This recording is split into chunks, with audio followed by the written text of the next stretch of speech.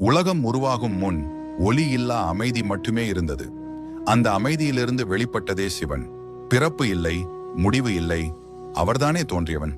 சிவன் கைலாய மலைக்கு சென்றது ஆடம்பரத்திற்காக அல்ல, தன்னுள் தன்னை அறியவே.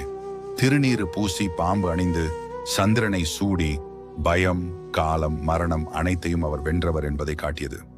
ஒரு முறை தேவர்கள் அசுரர்கள் பார்க்கடலை கடைந்த போது ஆலகால விஷம் வெளிப்பட்டது. அது உலகையே அழிக்கக்கூடியது. அனைவரும் சிவனை நாடினர். சிவன் தயங்காமல் அந்த விஷத்தை குடித்தார். ஆனால் அதை விழுங்கவில்லை, தன் கழுத்தில் தடுத்தார். அதனால் அவர் நீலகண்டன் ஆனார். உலகம் காக்க தன்னை மறந்த கருணையின் உருவம் அவர். பிரம்மாவும் விஷ்ணுவும் யார் உயர்ந்தவர் என்று வாதிட்ட போது சிவன் முடிவில்லா ஜோதியாக தோன்றினார்.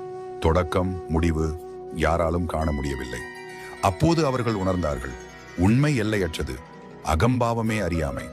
பார்வதியை மணந்த சிவன் துறவுக்கும் குடும்பத்திற்கும் சமநிலை கற்றுத்தந்தார்.